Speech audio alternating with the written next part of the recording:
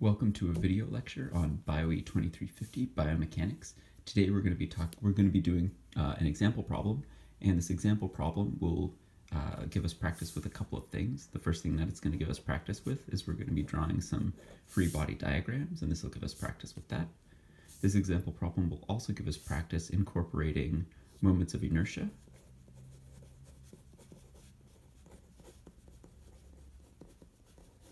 Because one of our pieces will be rotating. And this is, we're graduating now to problems where we don't neglect the mass of the pulley, i.e. pulleys will be accelerating, and this will be, we'll have an example problem with this. So we're basically going to be doing some free body diagrams. We'll incorporate a mass moments of inertia, and we're also going to, relate motions of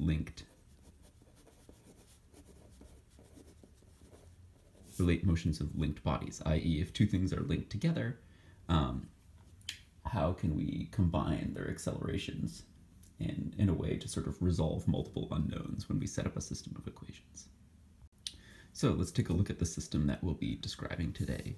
So imagine I have some kind of ledge here, and hanging off the over the ledge, maybe there's a drum or a pulley. Here I've drawn a side view, but you can imagine it's sort of cylindrical. It would be sticking out of the page. And hanging off the edge of the drum, there's some wire, and that wire is spooled around the drum. And hanging on the free end of the wire is a mass. So let's deal with our knowns and unknowns. Let's say we know the mass of the hanging weight, and it has little m, a mass little m. Let's say we also know the mass of the drum or the pulley, and that has a mass big M. And let's say we also know the radius of this pulley, R. And we know that gravity is pointing in downwards in this direction. So what's going to happen with this system? Well, gravity is going to be tugging on this mass. This mass is going to be slowly accelerating in this direction downwards, but unlike free fall, if we didn't have a thing right here, this would be accelerating with acceleration g downwards.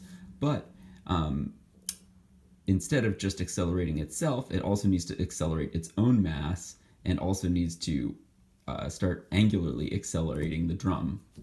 And if this drum has appreciable mass, this pulley has appreciable mass, then our system is not going to accelerate as quickly as if it were just the mass in free fall. So again, this is a sample problem. This will help us practice these things, which are super important for being good biomechanicians. But what might be some more general systems where we care about these sorts of things? Well, you can imagine if I had, instead of a mass and a pulley here, maybe I might have pulleys in some kind of robotic arm or robotic prosthesis or an exoskeleton, and I might be concerned about the inertia in those pulleys, which might govern how quickly I could extend or retract or close my robotic arm, or a robotic leg, or some other kind of pulley-driven robotic prosthesis. So here we are, considering the importance of inertia in pulleys. So one of the first things that I do when I have a system like this is I assign a coordinate system, and the coordinate system will help us keep track of where forces are acting, in what directions accelerations are occurring. So let's define such a coordinate system. Let's make it a little goofy just so we expect motion to be in this direction. So let's actually have our positive y be downwards, and let's just have our positive x be pointing to the left here. So we anticipate gravity's in the y direction. We anticipate this mass to be accelerating in this direction. We're going to be rotating here. This drum or this pulley is going to be rotating about the z-axis, so I'll try to draw that in sort of a 3D way here. You can imagine z is sort of pointing out of the page. So let's define what we're trying to solve in this equation, or in this, to describe this system. So let's think about our unknowns, and in particular our desired unknowns. Let's say we wanted to figure out a relationship between maybe the linear acceleration or the translational acceleration of the little mass mass m, and let's call this A. And we wanted to relate it. We wanted to get some relationship between the translational acceleration of this mass and the angular acceleration of the pulley, of the drum.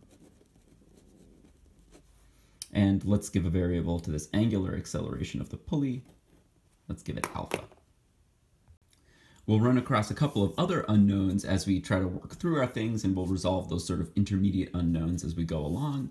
So in general, I'll put knowns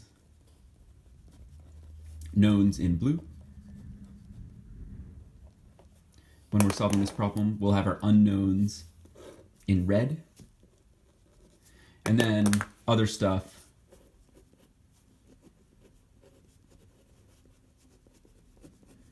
will be in black.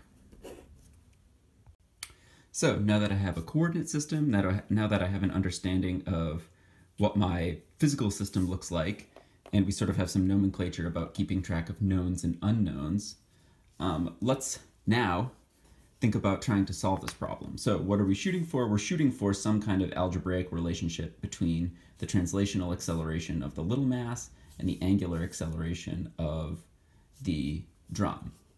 And we're looking for a relationship between these two things that basically relates the kinematics and the dynamics of this system. So if we anticipate dynamics being involved in this system, we might think about, hey, there are probably a bunch of forces acting on this. And once we start thinking about forces and trying to relate forces on one body and accelerations of both bodies, we might think, hey, maybe we should draw our free body diagrams. So if we're thinking about free body diagrams, we basically have two bodies that we might be interested in. We have the hanging mass of mass little m, and then we have the pulley of mass capital M. So let's draw some free body diagrams here. For the little mass, let's draw it something like this. And so this will be the little mass. If we might think about some forces acting on this, well, what forces are acting on it? Oh, well, gravity's here. Gravity's pointing down. What would be the force that arises due to gravity? Well, the force that arises due to gravity would just be the mass of that object times g. So we're going to have mg pointing downwards. What other forces might be acting on it? Well, if we think other forces, well, there's going to be some tension in this cable that connects the little mass to the pulley.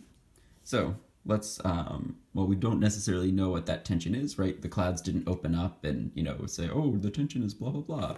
So that's an unknown parameter.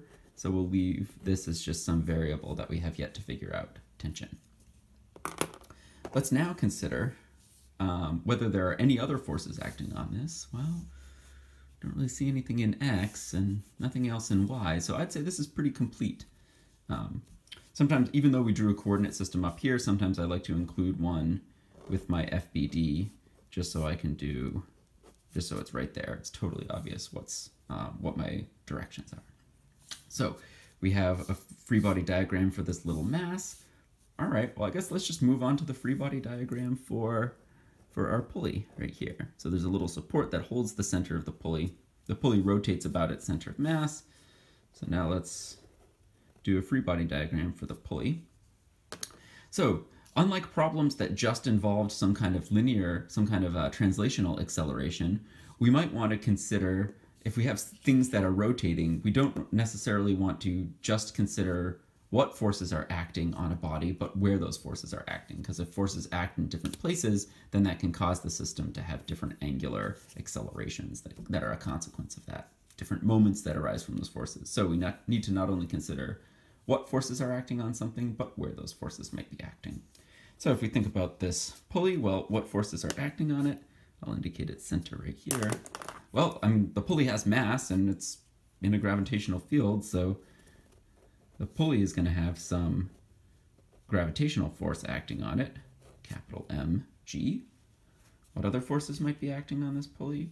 Well, unless there were this support here, then the pulley would get, pulled off by tension or gravity or whatever. So there got to be some reaction forces right at the axle, between the support and the pulley. We don't necessarily know what those reaction forces are, So we'll put them in. We might have some x reaction force and some y reaction force. We don't necessarily know exactly what their directions are, but just if we don't necessarily know that much information about them, sometimes it's useful just to put them in the positive x and positive y direction. Now let's see, are there any other forces acting on this? Oh, well, you know, if tension was pulling up on this mass, it's got to be pulling down on the very edge of the pulley here.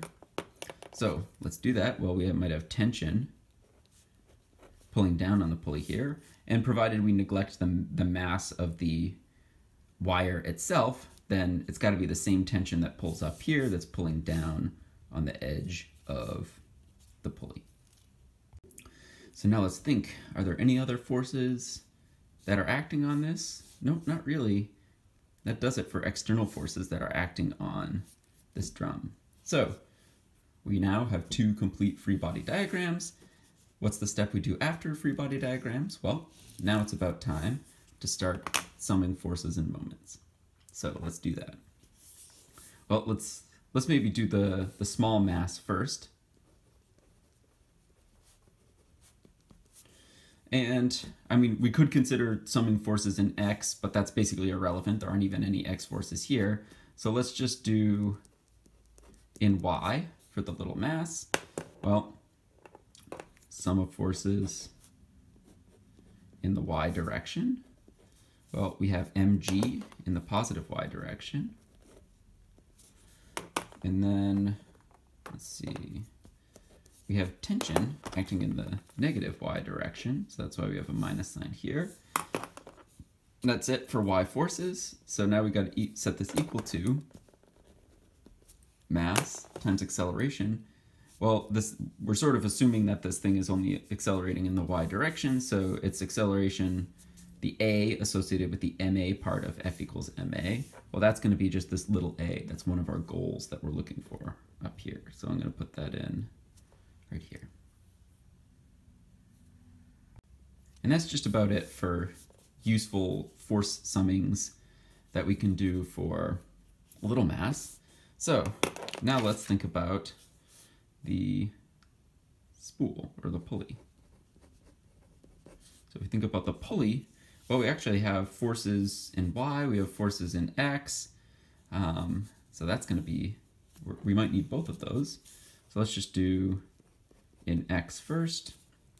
Well, sum of forces in the x direction have got to equal, well, there's only really one force, this reaction force in x here, and it's in the positive x direction. And then that's got to equal to the mass times the x acceleration of this spool. Well, mass times, well, there shouldn't be any x acceleration, right? If this thing is linked, if this thing is held in place by its axle up here, then that's just mass times 0. All right, so what do we conclude? I guess we conclude that there wasn't a x reaction force after all. So, oh, there it is. Well, silly us.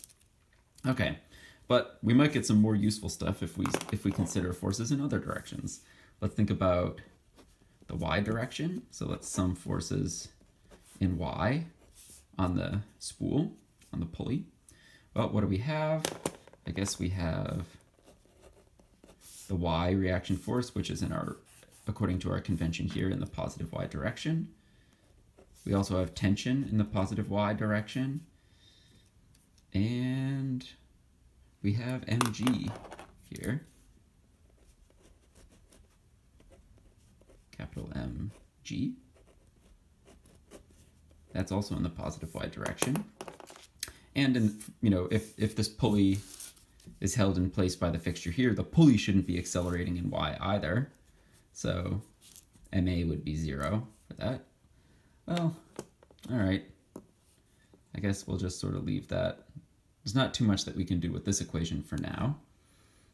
What else are we going for? Well, if we consider that this pulley is potentially having some sort of angular acceleration going on, in addition to summing forces, we might also want to consider summing moments. So let's do moments. So moments. And if we think about it, we're going to want to sum moments about actually the z direction, right? Because if we're thinking about moments, we're thinking about things that would rotate us about the z-axis, moments that would cause angular acceleration about the z-axis. So we're basically going to sum moments about the z-axis, so we give it a z subscript. And not only, we need to, when we're thinking about moments, we not only need to define what axis we're doing moments about, which is the z-axis, but we're also thinking about what point we're summing moments about. And there, theoretically we could kind of pick any arbitrary point to sum moments about, but oftentimes it's useful to pick a point that, that we sort of have the least information about forces going through that point. So if we think about the center right here, if we sum moments about the center, then these reaction forces won't contribute at all to that, to moments about that center point. And that may be very helpful to us. If we were to also talk about moments, oftentimes when we're thinking about rotation, moments of inertia, mass moments of inertia and rotation and stuff like that, it's oftentimes easiest and most convenient to talk about summing forces around, or summing moments around the center of mass. So let's do moments, let's sum moments about the z-axis, about the point, which is the center of mass. So let's do that. Let's think about moments. Well, the reaction force, the x and y reaction forces are acting right at the center, so they have no moment arm.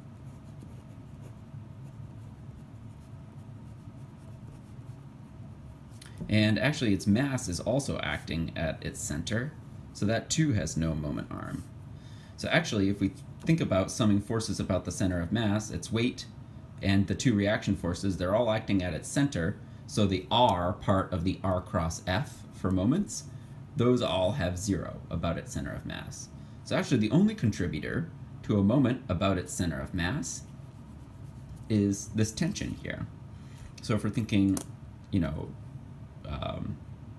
well, this tension is actually acting perfectly perpendicular to a point connecting where that tension is acting and the center here, and its moment arm is just the radius that we know up here. So the moment arm is this known radius. The force acting at that moment arm is tension. These two things are perpendicular to one another, so we don't need to worry about the sine beta. And if we think about, so now we need to sort of think about the positive convention. Oftentimes if we sort of follow like a right-hand rule business or a counterclockwise positive, tension here would cause positive angular acceleration about the z-axis, so it would cause counterclockwise acceleration, so we'll leave a positive sign here out front. So that's it for moments. What's on the right-hand side of the moment equation? Well, if we think about it, the sum of moments, in a way that sum of forces is mass times acceleration, sum of moments is the rotational inertia times the angular acceleration. And this angular acceleration alpha is the angular acceleration of the pulley that we're looking at up here. Now, if we remember, we need to be a little bit careful with moments of inertia because we sort of need to define a couple of things. We'll consider the rotational inertia about the z-axis and about its center of mass. So we need to sort of give a subscript to indicate what axis we're talking about for its moment of inertia. In this case, it's rotational acceleration about the z-axis. And what point is this body angularly accelerating about? Well, it's angularly accelerating about the axle that goes through the spool, which also happens to be at its center of mass. All right, so we still have a little bit of information here that we haven't fully worked out, in that what is this, can we calculate the moment of inertia? And if you remember, there's a complicated integrally sort of equation that we could, sort of compute what this moment of inertia is, but if we have extra information about our system, then we can, and our body is one of sort of relatively common known geometries, then we can look it up in a chart. So let's dig out our chart. All right, here we have it. Oh, nice, cylinder. So I guess we sort of we need to have an assumption that we didn't necessarily explicitly state at the beginning, and we're basically going to assume that this is a perfect cylinder and that the mass is distributed evenly throughout this whole cylinder, because that's this sort of moment of inertia of the homogeneous solids. We're sort of assuming that, we don't have extra weight at the outsides or something like that. So if we make that assumption, we can have this cylinder here, and then we want to think, all right, well, the axes that they have here don't necessarily exactly correspond to the axes that I have here, but I can sort of think, all right, well, what axis is the cylinder rotating about? Well, according to this diagram, it's rotating about this z-axis. So we're going to want to use this IZZ, and there we are. All right, so IZZ, 1/2 mr squared. So if we sort of think about what this is going to be for our system, IZ center of mass is going to be 1/2 big M, because that's the mass of the cylinder right here, times r squared. So we can now plug that in here. All right, so now might be a good time to think about, all right, we've done a bunch of work here, we have a bunch of equations, we have a bunch of unknowns. Do we have enough on the page here to get for what we were going for here? Well, if we're thinking about what we wanted here, we wanted a relationship between the translational acceleration of the little mass and the angular acceleration of the pulley here. And if we think about it, all right, well, we have an equation here with the translational acceleration of the mass, but there's this unknown tension. And now, oh, here, tension's also in this equation, and we have angular acceleration. So what can we do? Well, we can sub in our moment of inertia here. We can solve this equation for tension, plug it in here, and then that should give us this relationship that we're looking for. So let's do it. So if we look at this last equation here, then we can say our angular, sorry about that, we can say tension is equal to alpha times 1/2 m r squared, but we divided both sides by r, so then this would be over r. So in this case, tension is equal to alpha 1/2 m r. Now, we now have a relationship between tension and alpha. We can take that relationship and we can plug it into the unknown tension right here. Let's do that.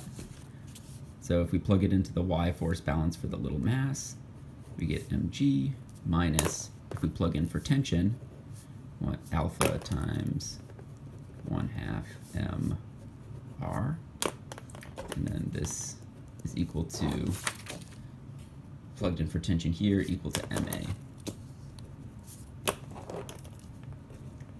All right, so there we have it. We now have an equation that relates the linear acceleration of the little mass to the angular acceleration of the pulley. So this is indeed what we wanted. You could imagine we could solve it for one or the other. I guess let's do that here. So we could basically say alpha is equal to 2 little m, capital M R, times G minus A. So here we have it.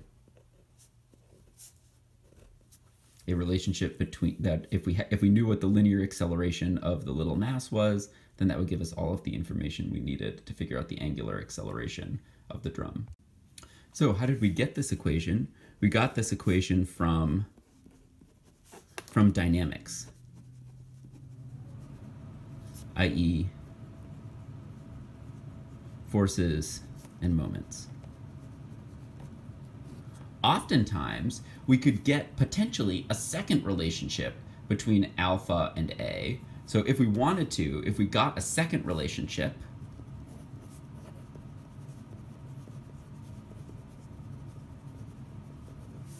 then we'd have two equations and two unknowns, and then we could get if we got the second relationship between these two parameters, then we could get alpha and A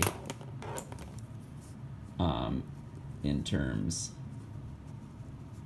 of knowns, which might be nice. Oftentimes, if we can get one relationship from dynamics, we might be able to get this second relationship from geometry or kinematics. Basically saying, hey, not thinking about forces, but just thinking about the geometry, if this were to move some distance or some speed or be accelerating at some rate, how would the angle change on this pulley? What would its angular velocity be? Or if this were accelerating, what would be the angular acceleration of the drum right here? So let's try to explore that now. So again, the second relationship is going to be purely geometrical, purely kinematic. So if we think about the drum, we might say, hey, this drum, at any point in time, that drum might be rotating with some,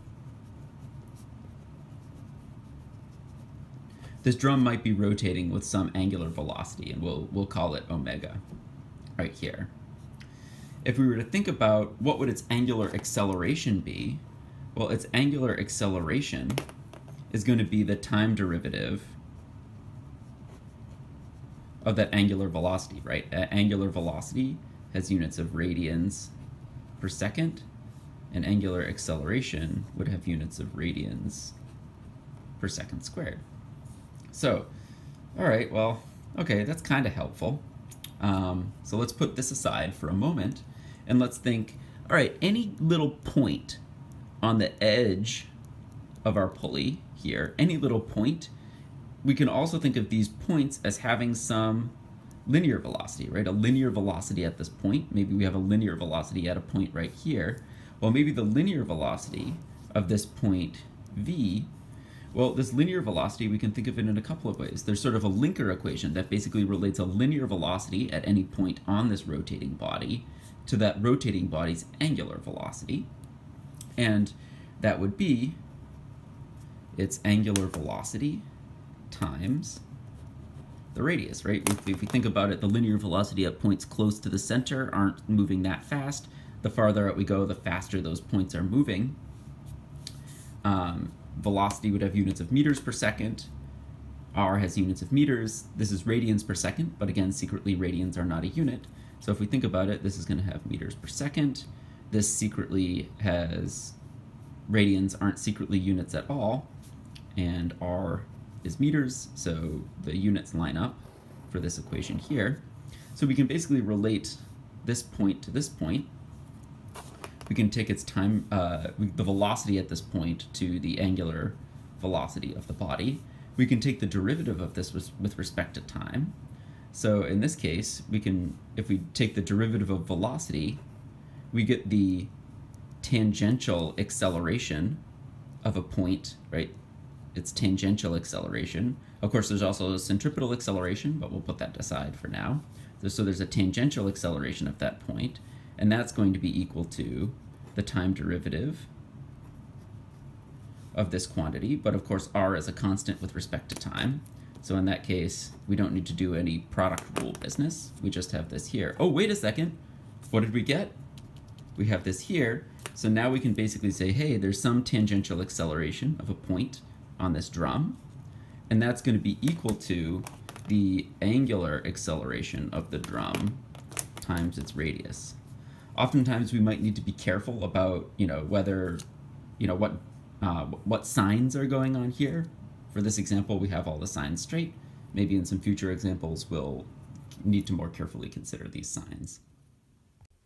All right, one last bit here. So we have a way to relate the tangential acceleration of a point on our pulley to the angular acceleration of that pulley. But if we think about it, if this rope, if this cable remains taut the whole time, if this point's undergoing some translational acceleration, then the mass, the hanging mass, also is undergoing that translational acceleration, right? If the rope kind of remains rigid-ish through this, through the unspooling, as long as the rope doesn't go slack, this point is accelerating the same as the tangential acceleration of this point on the pulley.